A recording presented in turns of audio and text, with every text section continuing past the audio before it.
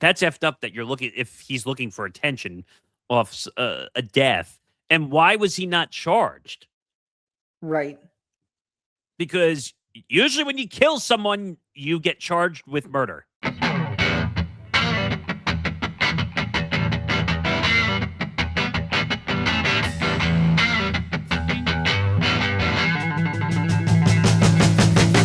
Welcome to episode 313 of Empty the Bench here on the Empty the Bench Network. He's Sam Bando. I'm Nick Morgasen. Make sure to subscribe, youtube.com/ETB Network, to find our show and a bunch of other shows across the Empty the Bench Network as we continue to grow those watch hours, to continue to grow those subscribers. If you want to follow this show at ETB Sports, Twitter, Instagram, TikTok, across the platforms. And if you want to follow the network at ETB Network across Twitter, Instagram, and TikTok. And if you can't listen on the video side, listen to Empty the Bench wherever you get your podcasts, Spotify, Apple Podcasts, and any other audio platforms you can find us on. All right. We're back this week after Tom filled my spot last week. It was a little bit of time machine flyback for last week. It sure was. It was fun to be with them, and it's cool to see that we finally did something together on here, at least, for the first time since 2024. If you recall, I did do a stream with him 2 years ago before I became the permanent co-host because you were out. So I had done this before, but I didn't know what it would turn into. So it was kind of cool to reminisce a little bit. He was on his game. He asked all the right questions. He knows that I'm like a college expert, so he was asking me about the portal and how common it is to have so many players in it at this point, and what the stipulations and implications were. It was a very interesting episode. We got into a lot of stuff, some NFL, college basketball, UFC. So if you want to go check that out, go to the live stream section last week, and it's up there. Yeah, the full network was live while I was away in Disney. Which, by the way, fun trip, even though it rained the entire time in Florida, including while we were in the parks. But we made do. And I will tell you, I went on Tower of Terror for the first time in 20 plus years. I went to Disney. I'm afraid of heights, just so you know. Oh, I didn't know that. Okay. But my 7-year-old nephew wanted to go on Tower of Terror. So good for him. Well, he got an early lesson in probably being a little scared, I bet. Oh yeah. But you know what? In a shocking turn of events, I actually like Tower of Terror. That's cool. I can't do those anymore because of my physical limitations have changed a little bit. So some of those rides are a little bit scarier for me these days, but 10-year-old me would have had a great time. And I've been to Disney plenty of times, so I know about. Don't get me wrong. Don't get me wrong. It's still scary in some aspects because they're literally throwing you up like 5-6 floors and then dropping you like 12 or 13. So you feel like you're going zero gravity in the middle of it. But I had a good time. It was nice getting away a little bit to kind of recharge the batteries because we're going to have a huge amount of content coming up across this network, including the NFL draft, the NFL schedule release, which is all streams we're going to be doing. So just make sure you follow along as we get back. We're going to be talking NFL before you know it. You know that, right? Like that's, yeah, absolutely. So it'll be here, but we got a great show for you this week. We're going to talk By the way, as of the day that this is coming out, we will be 148 days away from kickoff. Holy shit, already? Yeah. Holy cow. But we got a great show. Masters, Rory McIlroy repeats as a Masters champion. First time since Tiger Woods in 2001 and 2002, and the fourth overall since Jack Nicklaus and Nick Faldo. So we'll get into that and kind of how Rory's career has changed and how his career trajectory has changed. Also, we'll get into Dianna Russini, Mike Vrabel. I was away when this story got ears. So I'll kind of talk about the journalism ethics part of this. You did a good job of explaining it last week. I try. It wasn't easy, but I certainly tried. let's put it this way. Me being away, you and Tom, who have journalism backgrounds, it made the most sense when that story broke because of the way social media is handling this story, and I think they're handling it incorrectly in every way, shape, or form with some of the headlines and sensationalizing that they've been doing. But we'll get into that. We'll also talk about a an accident from 2024 with Rueben Bain Jr. that's kind of resurfaced back, and we'll talk about a woman, unfortunately, who passed away in that car. Was in a coma for months and unfortunately passed away. So we'll get into that. Also, the Wisconsin AD leaving for a role in the Big Ten. We'll get into that. NBA playoffs with the NBA regular season being over. So we'll get into the play-in and we'll talk about the first round matchups. Also, Carlos Ulberg winning on a potentially torn ACL in the main fight. Unbelievable. And then Mr. Trump, Mr. President, decided to talk to Dana White and somehow got Derek Lewis on the White House card. It's amazing how much power he can pull. It was literally a simple question. Why is Derek Lewis not on the White House card? Dana's like, okay, why is Derek Lewis not on the White House card? And within 10 minutes, they figured it out. It's his favorite fighter, right? Is that it what is, the report yep. is? It's his favorite fighter, yep. It's just crazy because there's so many big names. I'm surprised. Don't get me wrong, Derek Lewis is a big name, but I could think of so many other names that would come before Derek Lewis. Yep. But yeah, we'll get into all that. We'll talk about NFL Network being on ESPN Unlimited, which I'm kind of hoping they would figure that out on YouTube TV soon. I think they will. That's my hope. My hope is, well, for your sake, less so for me, but for your sake, I think they'll figure it out. But we'll do that, and then we'll finish with WNBA. So let's get into it. The Masters recap. Rory McIlroy, incredible. Back-to-back Masters champion, 6 majors now. Won the Grand Slam last year. Now back-to-back Masters champion. Like we said, first time since Tiger Woods in 01-02. Almost choked it away Saturday before heading into walk day on Sunday.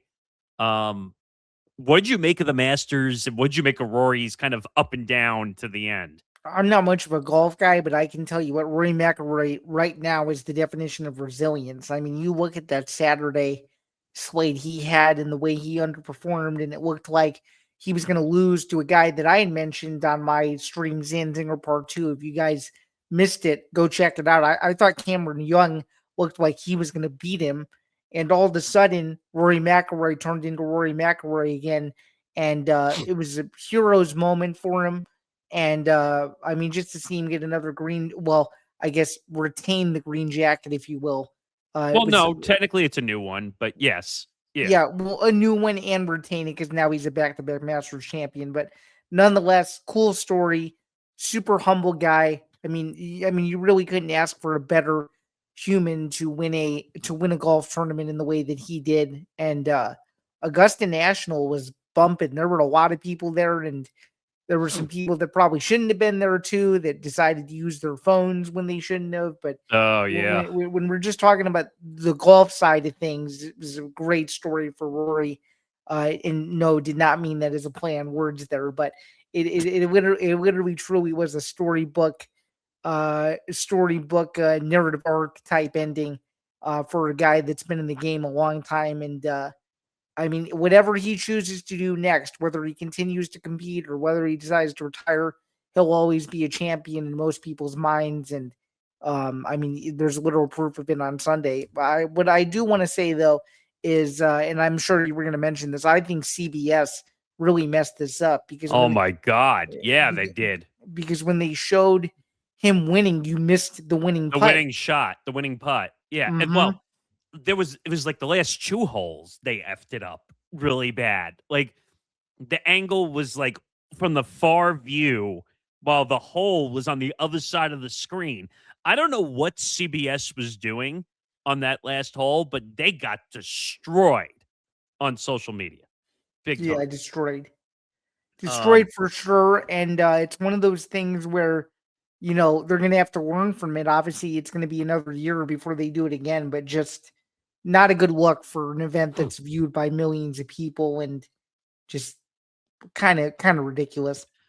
Yeah, and there was a lot of weird headlines going into the Masters, obviously because of the Tiger Woods situation that happened before it, and that he was planning to compete, obviously until he rolled his car over and whatnot. But people were trying to figure out like who's going to be the name for the PGA Tour. Obviously, it's Scotty Scheffler who's been on a tear, but obviously fell short at the Masters. But come on, let's give Rory some like big time positive attention for going back to back at the Masters. Winning the Masters is a hard tournament to win. It is. It absolutely is. So, and it says McIlroy became only the fourth golfer in the past 40 years to hold a lead or co-lead after each round of the Masters. Yeah, that's not easy to do either. And I just looked it up. I don't think he's retiring anytime soon because he's 36 years old. So he's going to be around for a while. Like if he can win a major or two a year, I mean, winning two is tough, but like win a major a year, like maybe he could be on the trajectory of Tiger if he keeps going Yeah, at it. absolutely. I mean, he's not making any. He hasn't really made any real off the off the Off the green course. mistakes, Yeah. right? No, he's not really that type of guy. I mean, if you remember from last Masters, like he got pissed off at the crowd because they were like attacking his wife and throwing beer bottles and cans That I at do her. remember. I do remember that. And it's so weird at these tournaments. Like the Masters is supposed to be like the classy tournament, like almost like Wimbledon. Also, like they're both supposed to be the classy tournaments, but then you get idiots who just don't act professionally in the Right. crowd. But you know what? Rory went through like a 10-year stretch where he didn't win any majors whatsoever. And now I think his trajectory is now up. If the confidence is back. Yeah, he was going down a Bubba Wallace path, it looked like, for a little bit, right? Yeah. I mean, but you know what? Maybe this is momentum. All right. I won back to back Masters. Now I have the confidence to win tournaments and to win some more majors down the stretch. And maybe I can have a Hall of Fame career as a golfer. But I don't know. CBS did blow that, not getting the winning shot right on the hole. But it is what it is. There's really nothing you can do about it. Well, it's And also live TV too. Like once it happens, you can't undo it. right. What do they say? Oh, it's the blessing of live TV. Like Mm-hmm. you have no control. Like that's like when we're doing live streams and something just happens, you have no control over it whatsoever. Like Right. when you're live, you're live. That's it. Like you have no control. But congratulations to Rory McIlroy, and it's nice to see that he finally has the spotlight to show that he's a really good golfer. Um, Oh, but and there's no question about that. But all right, now it's time to get into the rabbit hole of the room. Dianna Russini, Mike Vrabel update. This story happened when I was away. It really grew while I was away. Um, so if you're under a rock, and if you're under a rock and you missed this story, shame on you. Obviously, the pictures came out in Arizona when the NFL owners' meetings were going on. And the pictures were showing Dianna Russini and Mike Vrabel holding hands, and they were sitting by a pool and all this stuff. And that came out. And that led to a lot of speculation. You said it well last week that basically you shouldn't be too close to your sources. No, you And shouldn't. now the debate or the question I would ask is what is considered too close to a source? I think too close is holding hand. I mean, I really do think that's a line that you just don't cross. But here's the problem I have, and a lot of people are making this assumption on Twitter and all of the social media platforms. So you took a picture of them holding hands. There's no context to the picture whatsoever, right? Right, but do you agree to an extent though that it's a little bit suspicious that a reporter is holding hands with a prominent head coach? I understand, but what happens if it was a handshake and someone took a picture of that? Like, That's a good point. so that's why I'm saying, like, don't you think there needs to be a little more context besides a picture and assuming that something bad is happening. Like that's the issue I've been having. I went on Twitter when I was on vacation and I was writing to people. I'm like, hey, like you're everyone's saying she's cheating on her husband and that she's having a sexual relationship with Mike Vrabel. How the heck would you know? Right? Right. I just, I just, I'm just, I mean, I'm just so mesmerized by the whole thing, just because it's so weird. Let's see. Like, I'm not debating. Like, you're right from the standpoint of the way of holding hands. It looked weird, no doubt. And everyone should be a little suspicious of it. But for everyone to see, and I don't know if you saw the reports that the people who took the picture were shopping the pictures around to different media outlets, and Page Six was the one who ended up buying them, and that's how the story came out. Yeah, which is a little bit shady in itself too.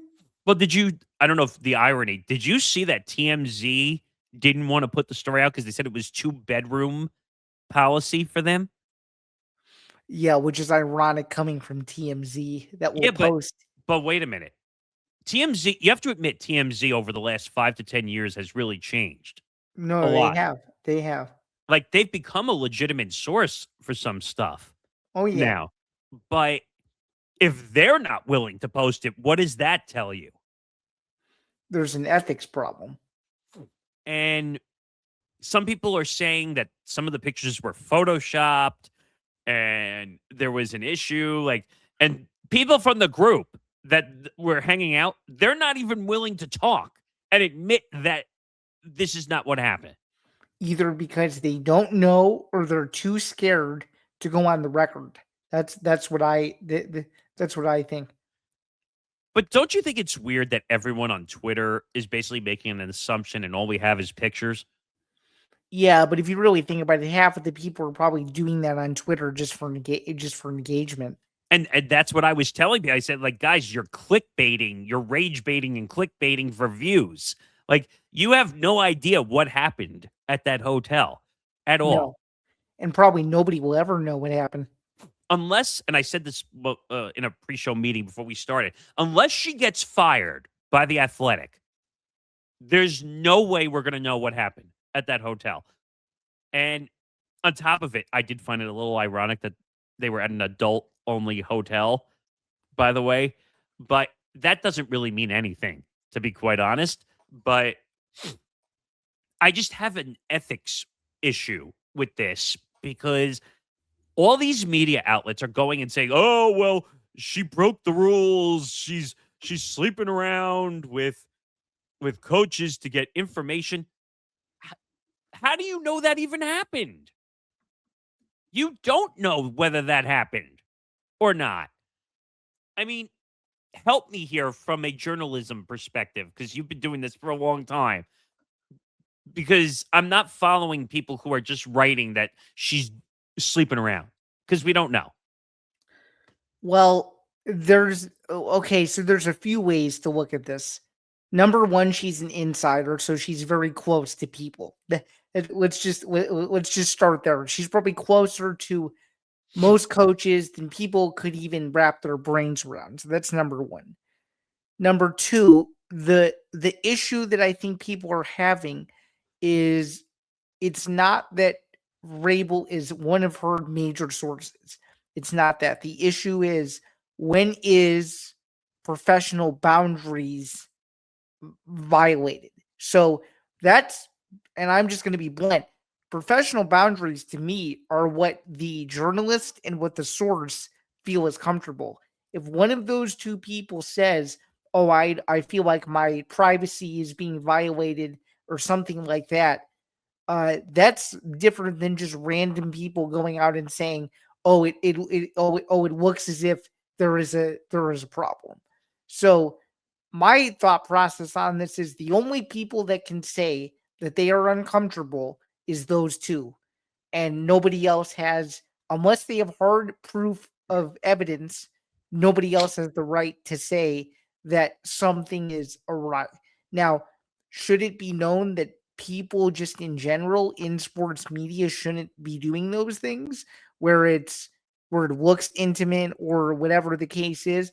A handshake is different than, to me, holding hands in a romantic sense, and that's where people, I think, are um a little bit confused and a little bit disappointed, because those two should know better than that. But Because how do you know that, though? You don't know that's the context. no, that's what I'm getting at. I'm saying that if it does come out that it was sort of an intimate thing, it's really bad. But if True. it comes out that it was a handshake agreement based on a news scoop that she got from him, that's a totally different discussion. And that's what's frustrating me with people on social media and these media outlets, because they're assuming that, oh, well, they're holding hands. If you're watching on the video side, I'm holding my hands up to the screen, but you can't assume.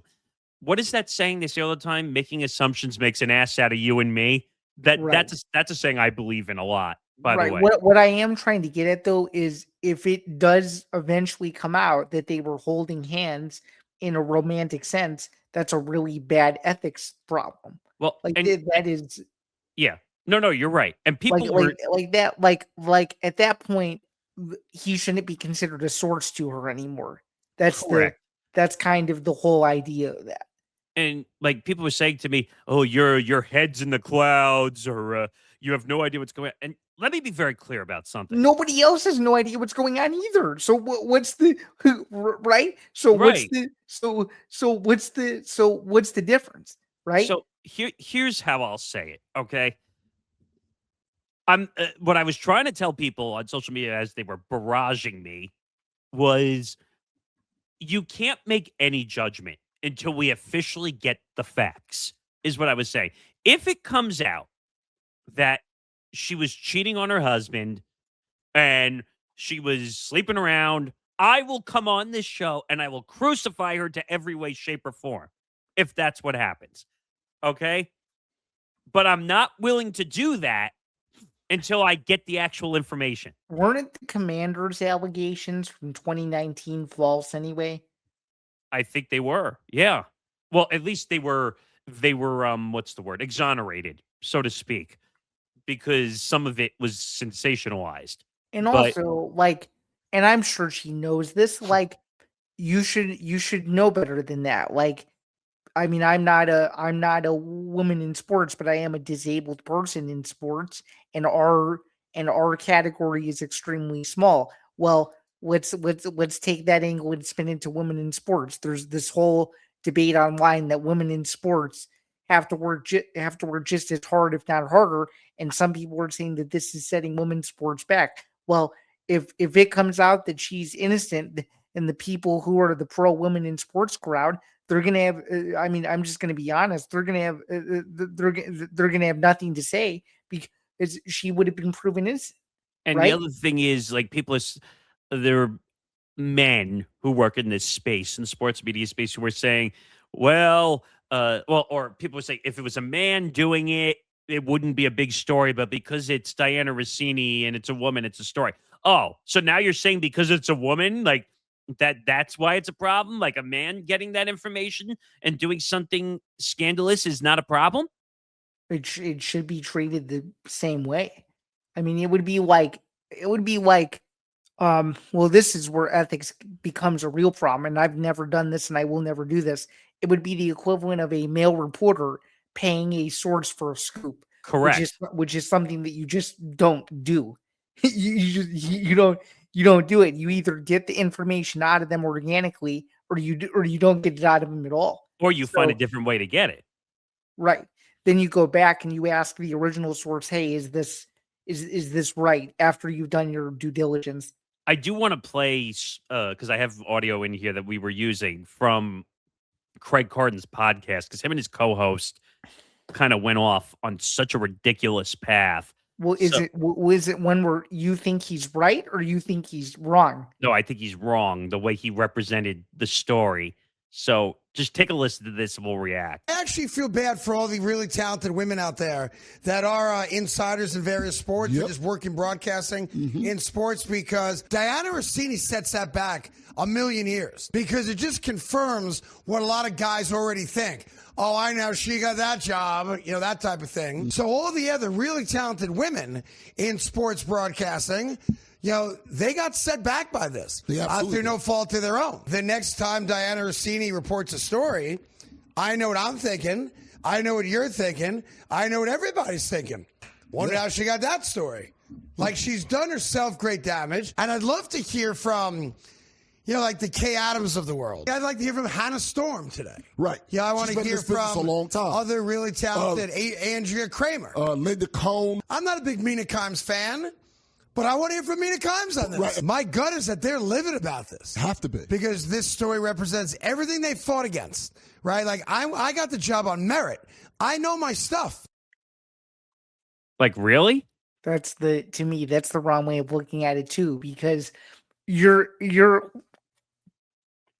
and this may be the perfect way to sum it up. You're generalizing a group of people, saying that they have the exact same opinion when you don't know what opinion they have. Yeah, but for him to say that, he's talking about it like she's guilty already. Right. And if I'm Dianna Russini and I hear that, I would sue him for defamation when I'm proven innocent, if that's what happens. Not wrong. Because it could do damage to her career. Again, though, isn't my point valid when I say he's assuming that a whole group of people feel the same way about the same thing? You're right. First of all, you should never put everybody in a box. That, especially if they've never said it before. The one thing I just want to add also, so I don't know if you saw, the Athletic executive editor Steven Ginsburg was quick to defend Dianna Russini without doing any investigation. Well, of course they're going to, because she's their lead insider. So of course, if they had any sense, of course they would defend her. They're not going to go behind her back and say that what she's done is morally and ethically wrong yet. No. That's not what I'm saying. They should have just said nothing until they did an investigation. Oh, I see. Okay. Like, he was quick. As soon as this came out, he was quoted as saying, "These photos are misleading and lack essential context. These were public interactions in front of many people. Dianna is a premier journalist covering the NFL, and we're proud to have her at the Athletic." Quick, right after it happened. Like, why not do an investigation first before making that statement? Well, because this is just my theory, and I don't know because I don't work in public relations. But I worry that they thought, okay, this is going to be a PR nightmare. We have to say something, because if we don't, this is just an assumption that I have, and I don't know, because I don't know any of the insights of this story at all. But meaning, like, any additional information that people don't know. Right. My point in saying this is they were probably worried that, okay, if we don't say something, then we are hiding behind this. It's probably, which is wrong, but that's what I would assume they thought. But I'm not sure. See, this entire thing is very confusing to me, because at the end of the day, all this needed to be was a simple, and I hope this is what it turns out to be. I hope this ends up being a nothing burger, as they say, within the next 2 weeks, because I'm hoping that all it was just a handshake agreement to where Vrabel gave her something that nobody else had, and whatever story it is ends up being true, and he can move on and worry about OTAs and the draft and all this, because at the end of the day, this is causing bad press for him too. And distractions. Mm-hmm. I mean, the other thing that people are mad is that the New York Times and the Athletic, the staffers are pissed off at Ginsburg because he was quick to make a response. As they probably should be, no? No, I agree that I said that he should have said nothing. Or if you want to take a lesson in PR 101, and again, I don't know PR, I would have just said, at this time, we don't have a comment, and we're going to do an internal investigation, and then we'll get back to you. As someone who did take a PR class, that's exactly what my professor would have said. Well, is what you just said. That's how I would have handled it. I would have said nothing. I would have said nothing to interrogate myself at all. And I would have just said, we'll get back to you once we do our fact checking. And we'll call it a day. But apparently, the Athletics position eroded quickly. Front Office Sports reported midweek the outlet was seeking verification that Rossini's account held up with no evidence that anyone else was present at the resort. By the end of the week, Rossini had been pulled from reporting duties as they were examining both the nature of her relationship with Vrabel and her previous coverage of him. Now, I don't know if you saw the other story about A.J. Brown and how they kind of connected that between the I Eagles did, and and the Patriots. there's whole kind of a conspiracy theory about that. So that story is a little odd, the timing of it, but Which to me, the biggest person who's innocent in that case to me is AJ Brown. oh yeah, not even a question. But now, like as I'm reading through the awful announcing story that did a really good job covering this, Albert Breer went on Tucher and Hardy in Boston, and basically was raising questions. First of all, I've never heard insiders like start decapitating insiders. Have you ever heard that before? No. Which, by the way, speaking of insiders decapitating insiders, we're going to get into that in the next story we're about to do too. Yeah, but long story short, here's what I would say. We need to hold judgment until we get the actual facts on this story.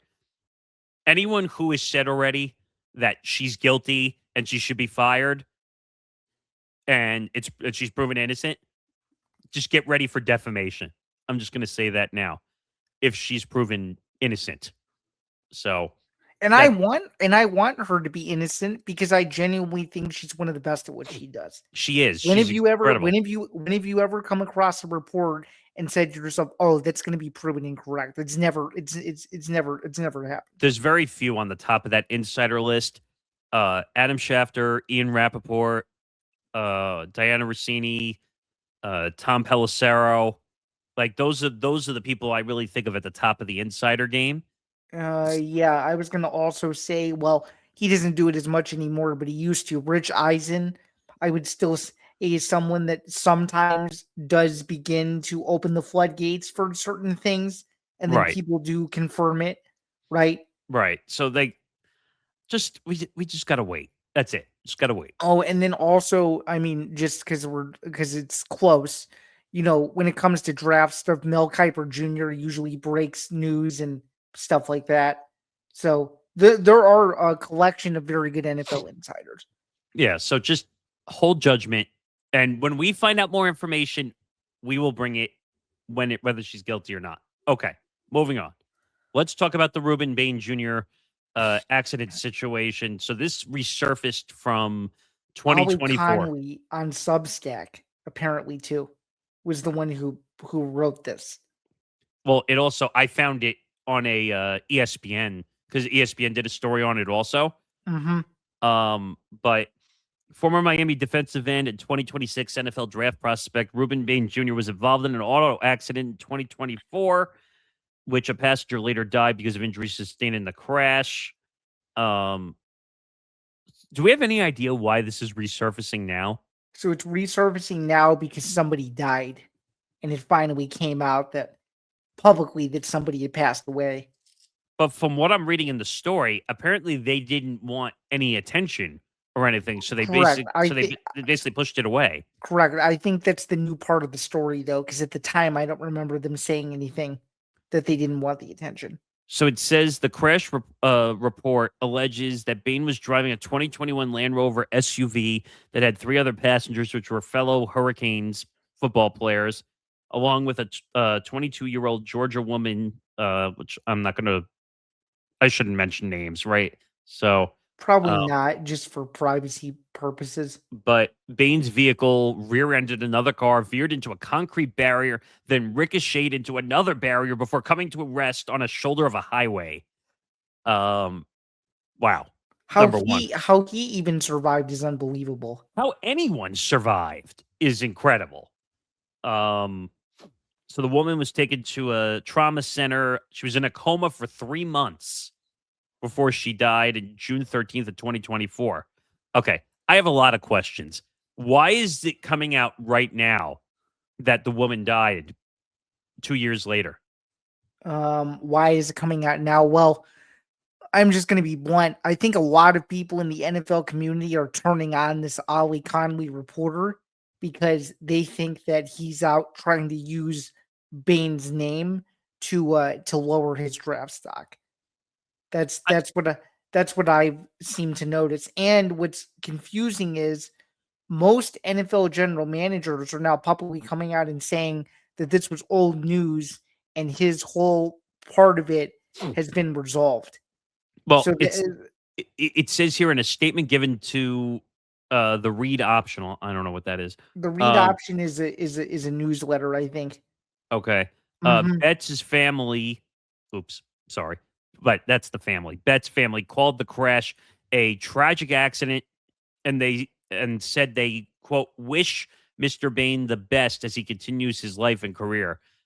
Why? Why somebody died? Why is he not being replicated for it? That's a very good question. No one seems to know why. Bain was entering his sophomore season at the time of the accident. He's ranked 15th on Mel Kiper Jr.'s latest big board for this month's NFL draft. I don't know. Help me here because this is there's a lot of problems here. Yeah, I mean, I don't know what to say other than this is a little bit weird. They really didn't press much on him, if at all. They wanted the story to go away, which is weird. I mean, if it was any other family that I know, or even if it was my own, I think I would have handled this differently. He'd be in a world of trouble if it was up to me. I don't know. I think it's very suspicious, and I think NFL teams just kind of letting it go is a little bit of a Red is a little flag. bit. Oh, very much so. I mean, some people were even arguing that Miami's season, which ended in them losing the national championship, should be vacated because of this whole thing. Which I'm not opposed to that at all. As weird as it may sound.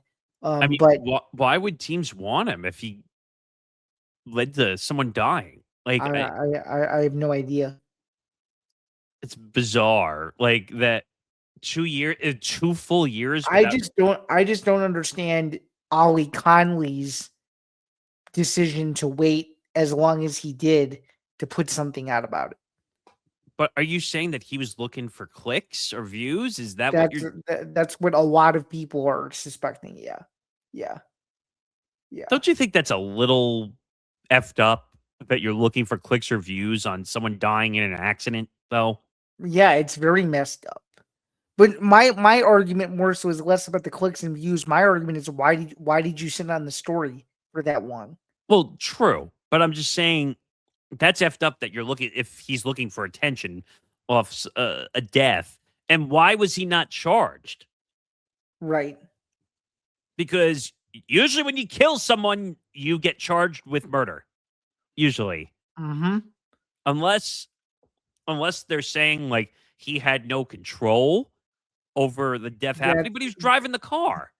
That's what the argument is, that some people are also bringing up, that it was out of his control. Yes. But he was driving the car. Usually the Mhm. person who's driving the car is responsible. You would think. You would think. I just don't get that. I mean, just reading through the story and just seeing all this information, I just don't get it. It says he was cited at the time of the incident, but charges were dropped prior to the woman's death. Why were they dropped? Very strange, isn't it? And here's the other weird part. No field sobriety tests were given. Okay, that's even more suspicious. So, did the Miami Police Department, or whatever police department it was, no? Oh yeah, this guy Rueben Bain Jr. is a huge public figure. We can't rock the boat, or something like that. But that's not. No, and it's not right. It's not using the legal system properly. None So of now them. we're going to have a police ethics issue, is what it sounds like, too. Probably, yeah. And you know what?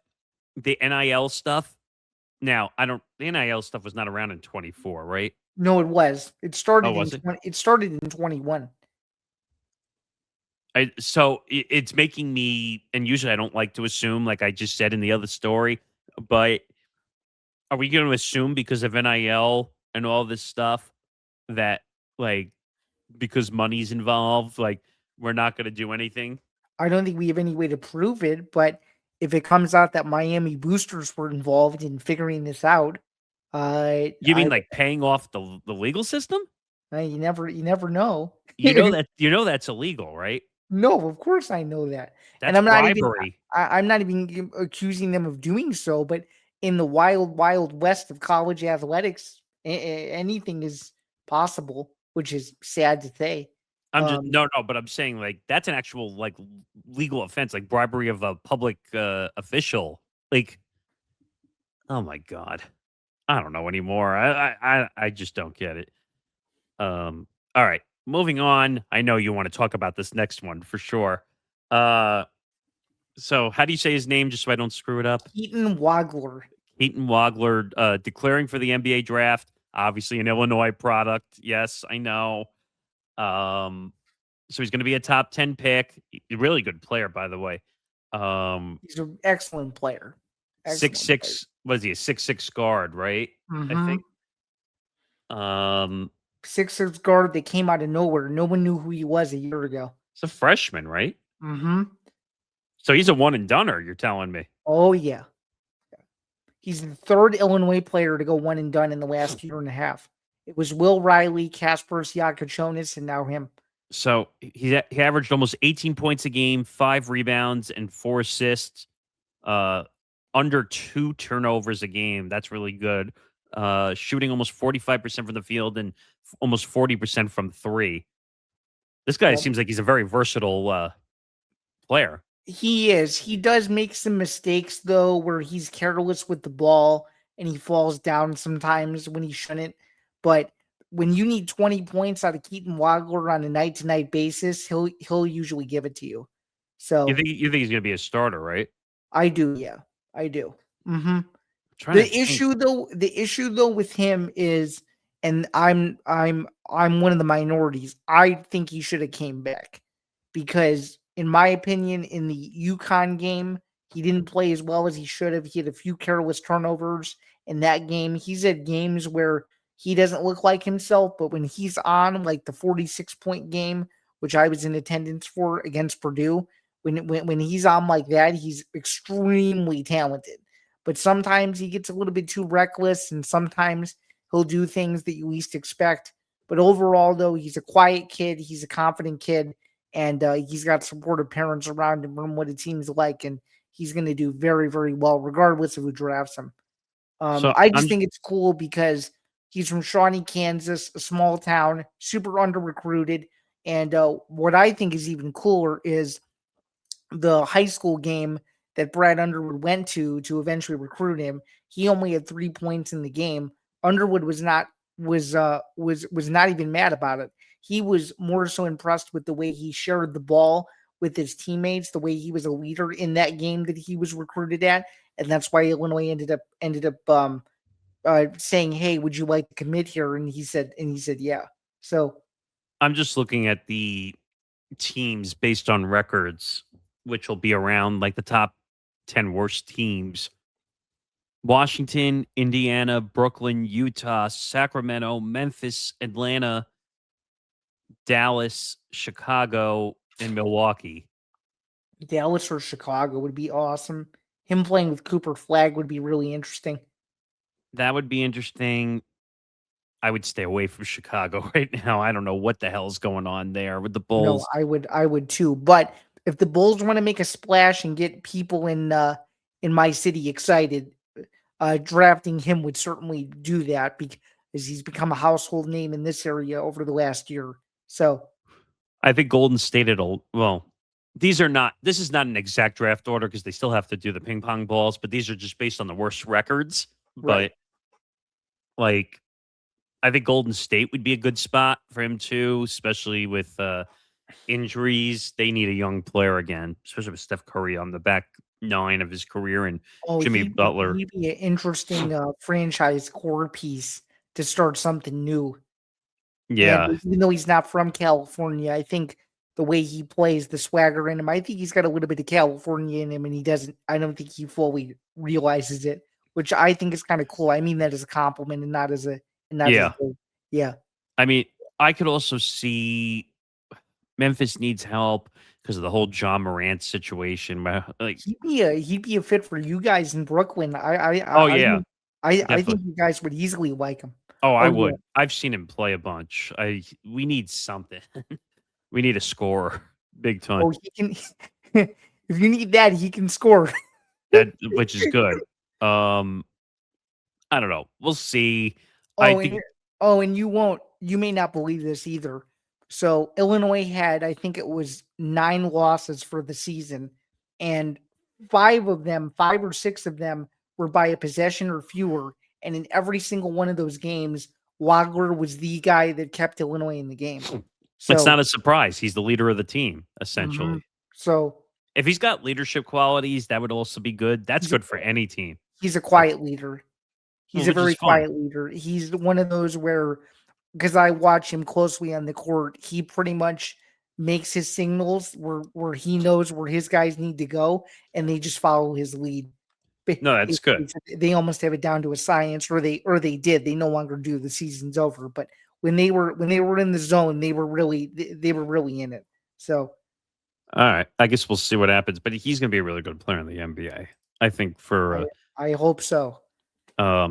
speaking of the Big Ten, since we're talking about it, Wisconsin AD leaving role for the Big Ten. Yeah, Chris McIntosh, more specifically. Yeah. So this is more your realm of the world. So if you want to kind of get into this a little bit, and then I can kind of jump Sure. along it. So you can, I mean, as you're pulling it up, they made a rule essentially for him. And if you wouldn't mind kind of describing what this role is, and then I'll give my 2 cents on how I think he fits, if you don't Okay. mind. So the Wisconsin Athletics Director, Chris McIntosh, is leaving the school to become the Big Ten's Deputy Commissioner for Strategy. McIntosh will work closely with the Big Ten Commissioner, Tony Petitti, and the league's senior staff. That's pretty much what it says. So I think this is just my 2 cents on the whole thing. So first, from a Wisconsin standpoint, the timing couldn't be worse because you're in the middle of spring football. That's number one. Number two, as we all know, Luke Fickell has been under some scrutiny over on the football side. He has not delivered what he's needed to in Madison. Greg Gard's still doing okay on the basketball side, and the women's volleyball team cannot be doing any better. But beside the point, he has a lot of experience. He's known about the Big Ten for several years, and the Big Ten needs help. I mean, it's as simple as that. There's a lot of people who are advocating for a commissioner in college football, and if Chris McIntosh can build the groundwork essential to kind of get the Big Ten to a level to where, there's a chief of staff type, person in place for every department, I think that's kind of the whole idea as to where they're getting at, because they want to be one of these leagues where they know what they're doing, they know how much power they hold, and they feel getting as many stakeholders as possible would make a whole lot of sense. Now, do I think he's the right guy for the job? Not necessarily. I mean, I think there's some better ADs in the Big Ten than him. There's a lot more ADs whose teams win. I would say a better choice would be Ohio State's athletic director, but that would be kind of too easy of a choice. But yeah, I mean, it'll be interesting to see what he does. I just think it's Wisconsin's in a weird spot. They have a few huge administrative roles to fill, and now the AD is one of them. And yeah, I mean, if you want to talk about a weird year and a half for Wisconsin, not firing the coach and then having this happen, and Wisconsin losing the high point in the first round of the NCAA tournament, like, it doesn't seem like much is going right in Madison, to be quite honest with you. And it makes it even worse when the women's basketball team can barely qualify for the NIT. So, yeah, and he's also signed through 2029, so they have to figure out how to get through that contract situation too. We're going to figure out the buyout problem. So we'll but see. he's won 4 national titles, none in the big sports, so to Right. speak. He's won 3 in hockey, 1 in volleyball. It's like you said, there's turmoil going on with basketball and football. Yeah. So Yeah. I think that partially had something to do with it. Oh, Probably. you do you think in a sense that he was tired of the minutia a little bit? That, and when you don't win in basketball and football, that's death almost. Right. And and to be fair, Wisconsin fans did get their wish because they were asking for this AD to be out as early as last October. So they finally got what they wanted. So I get it, but he actually got a bigger job, believe it or not. no, I know. It was almost like a slap on the wrist. Hey, see you later. But See you later. Now I'm in charge of you and every other school that's in this conference. Yeah, well, to be fair, at least the Big Ten decided to bring an AD in that hint hint wink wink nudge nudge has no cheating scandals that we're aware of. Yes. So That's I had fair. to I had to do it because a few of these ADs in this 18-team monster are a little bit suspicious. So, That's true. we'll see. But we'll see. All right, moving on because we got to get through a few more topics. NBA playoffs preview. The NBA regular season is over. We'll take a look at the brackets. We'll take a look at the play-ins. If I could just find those really fast here. But what did you make of the season? It was good. There's a lot of powerhouse teams in here. There's some new teams in here, and I can't believe I'm saying this as a Bulls fan, but I'm really excited to watch the Pistons. I watched them in person against the Bulls. Cade Cunningham is awesome. So it'll be cool to see some new blood in the East this year. So the matchups for the play-in are the Miami Heat and the Charlotte Hornets. And what else on the East? The Magic and the 76ers. And then from the West, you're going to have Portland and Phoenix and Golden State and the Clippers. Okay. So as we look at the brackets and we try to figure out here what's going to happen, what do you think of the play-in? Let's discuss the play-in. I'm not a big fan of the play-in tournament. I've said that for years. I think that's just the NBA wanting to include more technical playoff teams into the love mix. it. And isn't it true that at the time that this episode comes out, one of the play-in games will be already over? Or am I wrong in saying that?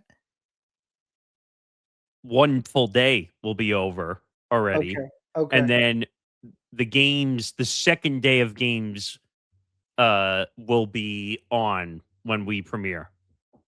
Okay, gotcha. All right, cool. So with that said, so my play-in tournament predictions, I like the Suns over Portland. Yeah. I like Golden State to win their game against the Clippers, and then on the East side of things, I like Miami, Philadelphia Miami and Philadelphia to win theirs. What do you think? Miami's the better team, but I wouldn't sleep on Charlotte, but I think Miami is the better team. I wouldn't be surprised if Charlotte won that game, but Miami has more playoff experience. On the other side of the East, Orlando and the 76ers. The 76ers have been like a giant question mark for me this entire season because Joel Embiid has not been healthy the entire year. So it makes it harder for me. But Orlando, on the other hand, I don't. Orlando's been a giant question mark for me too. I don't know. So that right now they're an 8 seed. So actually, Philadelphia and Orlando have the same record at 45 and 37. Okay. But due to tiebreakers, Philadelphia is the 7 and Orlando is the 8. Okay. I don't know. Something tells me Orlando, just because I don't trust Joel Embiid to be healthy. Okay. And I think that's a big deal. Tyrese Maxey's been on and off healthy, but I think he's finally back. So I think I like Miami or Orlando. So Battle of Florida on the East. Okay, and if that were to happen, you think Miami wins? Yeah, I think Miami would probably win that. And then on the West, I like the Suns over Portland, even with trading Kevin Durant and everything they had to do. They still won 45 games, which is incredible considering they traded KD. So I just think they're a better team. They're not going to win anything significant, but I think they'll win the game against Portland. And then for the Golden State Clippers side, I don't know. Steph Curry's on a minutes restriction due to all the injuries he's had this year. I think they said it's like 29 minutes, 30 minutes is the limit. No Jimmy Butler. So it's going to be tough. But the Clippers, what have the Clippers been? Like, the Clippers are a 9 seed. They're 42-40. They're right down the middle, 500 team. They don't have James Harden anymore. He's in Cleveland. Nope. So I want to say Golden State, but I think it's going to be an ugly game. I don't think it's going to be. I don't think any defense is going to be played in this game whatsoever. Right. So I'm going to say Golden State and Phoenix, and I think Phoenix will survive Golden State. I think. Okay. And then for the actual matchups that we do know, starting in the East with the New York Knicks and the Atlanta Hawks, I mean, if the Knicks don't go deep this year, then when are they ever going to go deep, right? So the Knicks should win that series, right? You would think? The Knicks will win that series. I don't think the Hawks are a good team. Do I think it's going to be a sweep? No, but I think I could see how long. Are all the series 7? I even forgot now. Yes, they're all 7. Mm-hmm. Okay. I could see this going 5. I could see the Hawks salvaging one game, maybe at home, but they'll win that easily. Okay, and then what do we think of Cavs Raptors? Do we think the Cavs win that? Yeah, Cavs will win that one. The Raptors are a mystery to me. I don't know much about them. I don't either. And they're not the same Raptors team they were 5 years ago either, right? No. But the Cavs have plenty of pieces. They're still a decently built core. They should win that in 5, maybe 6. I think 6 is pushing it, but I think they could win that in 5. Okay, and then on the West side, the matchups that are known: Denver, the number 3 seed versus Minnesota. Do you think Minnesota could sneak up on Denver, or do you think Denver just has too much depth? I think that's the best series of the entire first round on either side. Okay. I think this could go 7 games. I really do. I mean, hey, if Terrence Shannon Jr. plays his you-know-what off, they're going to go as far as TSJ takes them, I think. Well, I think you got to watch the battle of the big guys in the center with Jokic and Rudy Gobert. That's gonna be amazing. You're gonna see bumping bodies all over the place. I'm just gonna say this now. I think that goes the full distance. I think that has the potential to go 7 games. And I think it could be a 1-1, 2-2, 3-3 type thing where they just trade games back and forth the whole series. The thing is, though, if this goes 7 games, I don't know if that favors Denver, though, if this goes 7 games. Even though they'd host game 7? Yeah, but I don't know if Denver's not like the past where they were built fully and like had all the pieces to go. The only thing I would say is the Timberwolves are not the same team either. And I don't know. It's going to be a really good series. Anthony Edwards has to play his ass off if they want to win this series.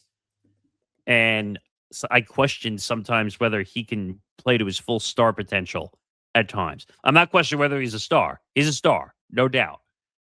But I think this goes 7. Man, I struggle with this one. You know what? I'm going to say Denver wins that in 7. I think Denver wins that in 7.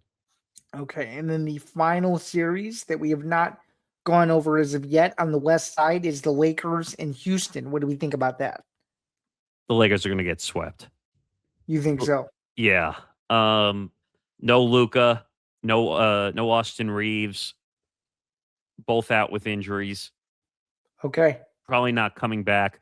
LeBron is 40 plus years old. He can't lead that team by himself. The Rockets are young, but they have played really well the entire season.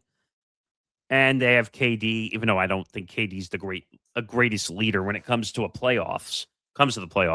But the Lakers are depleted completely. I think they're going to get swept.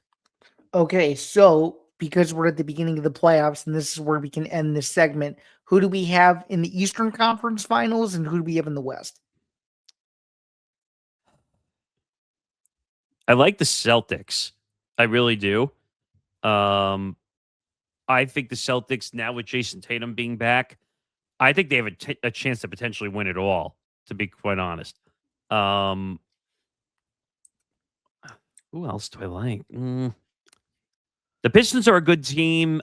I just don't know if they have the experience, playoff-wise, to make it. So what about I'm going to say Boston versus Cleveland in the conference finals. Do you think that's possible? If it's Boston versus Cleveland, Cleveland's going to get destroyed by Boston, I think. It's not a bad choice because Cleveland has a really good core. Right, because if Boston wins, they play the winner of the Knicks and the Hawks. Yeah. Well, the Knicks can't play the Celtics in the conference, I don't think, can they? No, I'm saying in the second round. I mean, right. But I'm saying they can't meet in the Eastern Conference Finals this year. Right. That's why I think Cleveland will make it. Yeah, I think you're right. I think Cleveland will probably Pistons are going to play Cleveland. The Knicks are going to play the Celtics. And then I think the Celtics are going to beat the Knicks. I just think the Celtics are built better. I think so. And they've already won a championship. Yeah. For Pistons, actually, these would be rematches technically.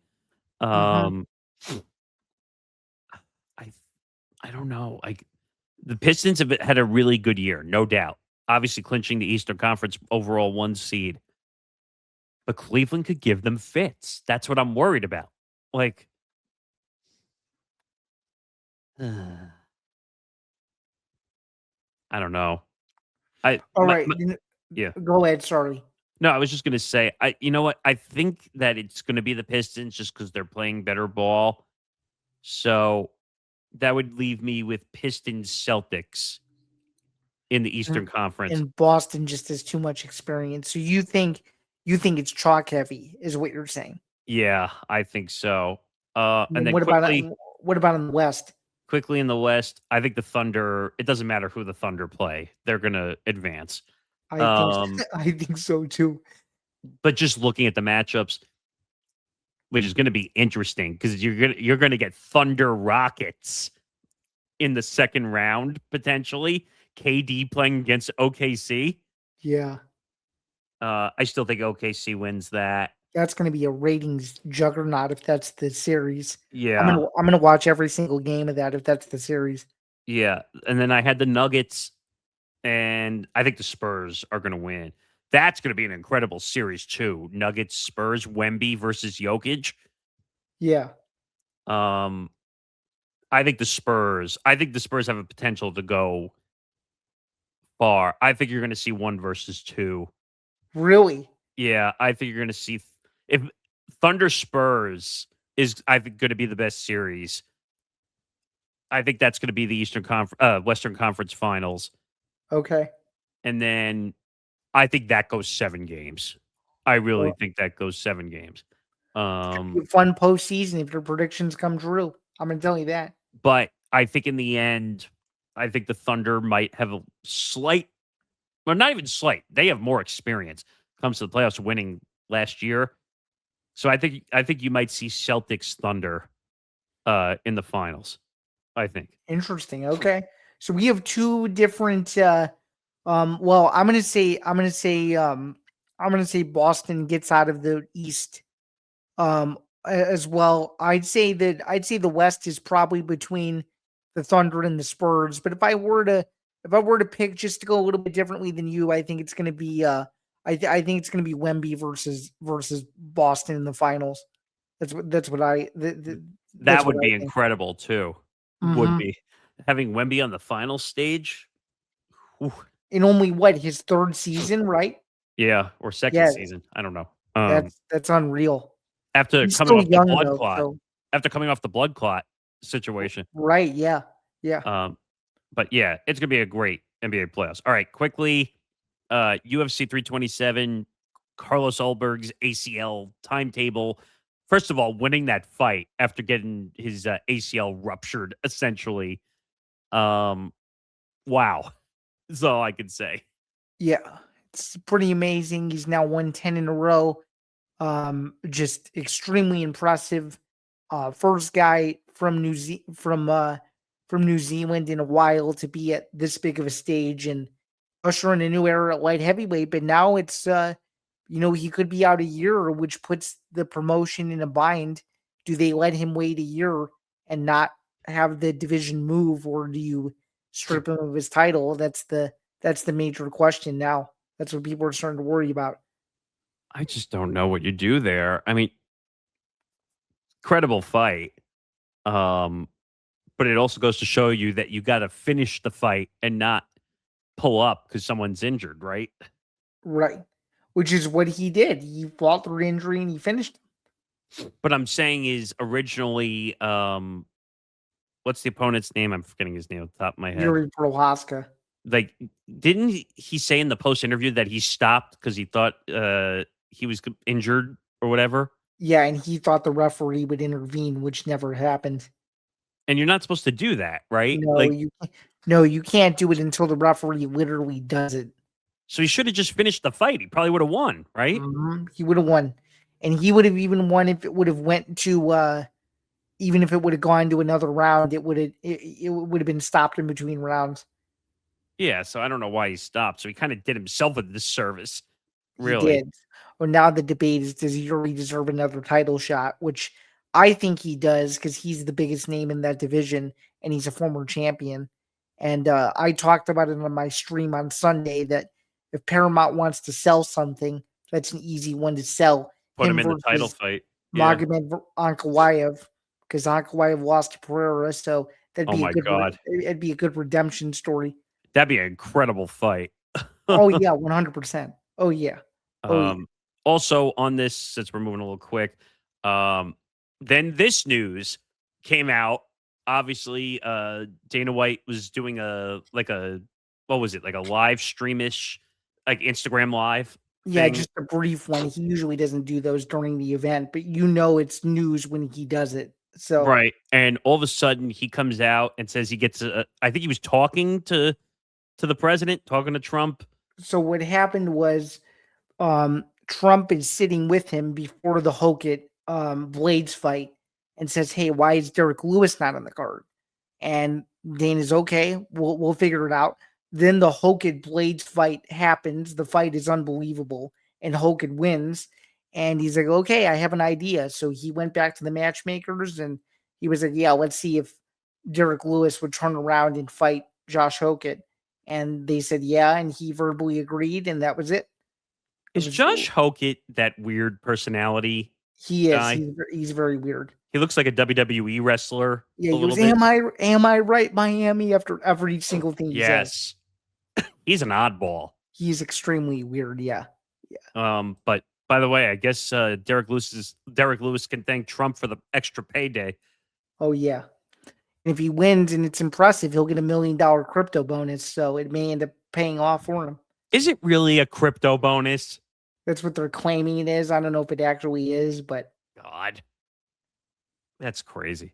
But did you see the video or the reaction of Joe Rogan in the crowd when he was being told the news about the fight? Yeah, he said, "Oh my God." People didn't know originally like what he was reacting to. It was funny, all the memes that were coming out like from that reaction. The memes were hilarious. And they're like, "Oh my god!" I'm like, I just thought that was great. But to add a fight to the White House card in the middle of the of UFC 327, 327, like that's unprecedented. You usually don't see that. and wasn't there a report that Dana removed himself from the matchmaking process? Yeah, so I think he was just relaying to the matchmakers what he wanted. So But I I'm don't saying, think is that true though? He removed himself completely from. he did say so publicly. He did remove himself. Yes. Yeah, we all know that's a lie. We all know he's involved. Of course. All right, one more story, just because we're over time, but I want to do this. NFL Network being added to ESPN Unlimited. We all know what happened over the last week. That NFL Network is now under the ESPN Disney umbrella. You have ESPN Unlimited. I do not. I don't know if they made the change yet. No, it's going to be before the season, Nick. Okay, so I don't know if you were watching the other night, but Rich Eisen was hosting Sports Center. I'm aware. Yes, I did see it. I and didn't watch the whole thing, but I saw part of it. And did you see the little NFL Network crossover they did?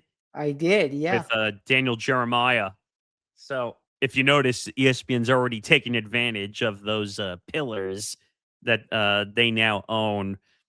What do you think is going to happen to NFL Network? I think it's going to get absorbed partially. It's going to get absorbed, but I think it'll still be the same content. I don't really think the content would. You may see some, ESPN integrations, but I don't think it'll be anything groundbreaking or anything like that. I think you're going to see like NFL Network talent on ESPN, and then you'll see some.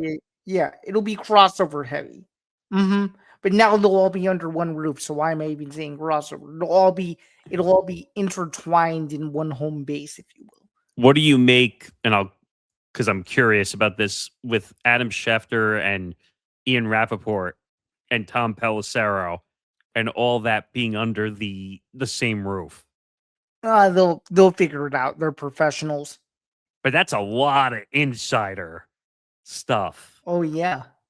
And that's probably some handshake deals going around the office, and you have this scoop, I got this one. But I'm saying, like, you don't think all of them come across the same types of information? Oh, of course. And they probably all know the same agents and all that. Oh, yeah. It's interesting because a lot of people are saying that, because if I'm not mistaken, I think Adam Schefter is like 59 or 60 years old, I think. And people are saying that, like, Rappaport and Pelissero might be the next, like, insiders, like big NFL insiders. 59 exactly. You were right. Okay. So everyone's saying like Rappaport, because his contract is up in like next month or two. So if I remember hearing it correctly, like anyone who's under contract for the NFL Network, they're going to keep them until their contracts are up. And then it's a free for all after that. Yeah. Once the contracts are up. I'm assuming they're going to keep Rappaport, right? I would hope so. That would be a mistake, right? Because that could be like the heir apparent. Well, right. Or he could go independent and be huge. People would subscribe to him in 2 seconds. Oh, that's not a debate. I know for a fact. But if ESPN was smart, they would find a way to keep him as the heir apparent. Or they could do what they do with Pat McAfee, where they let him own all of his content. And then just license agreement. Mm-hmm. Yeah. They could do that.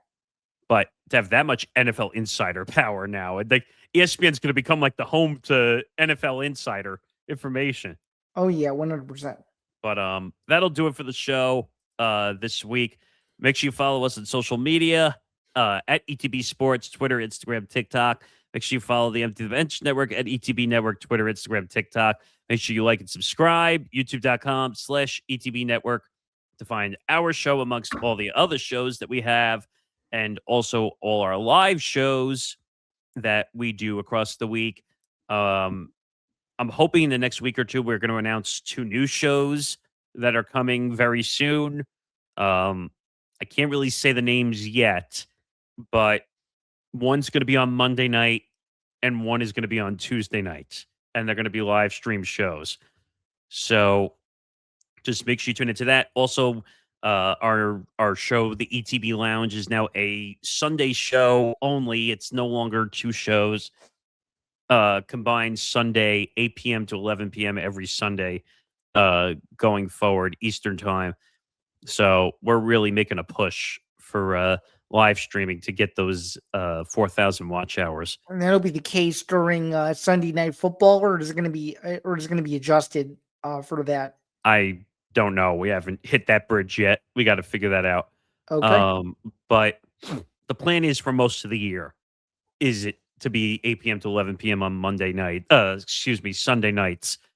So that way everyone has a chance, because I would like everybody one time a month to make an appearance on the show, if possible. So we're working through that. But that'll do it for the show. He's Zain Bando. I'm Nick Morgasen. We will be back for episode 314 of Empty the Bench.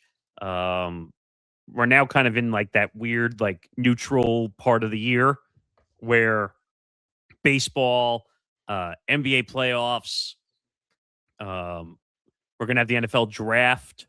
I don't know if we're going to do one more show, I think, right? Before the NFL draft. Yeah, we'd have one more. It would be the next episode before the draft. Okay. So we'll get you ready for the NFL draft next week.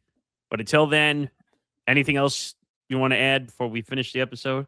Yeah, and in fact, this works out perfectly, Nick, because our next episode will be the day before the NFL draft happens. It is when it'll premiere. So, also, just programming note, because I'm thinking about it too. You guys probably will not do Outsiders next week either. Correct.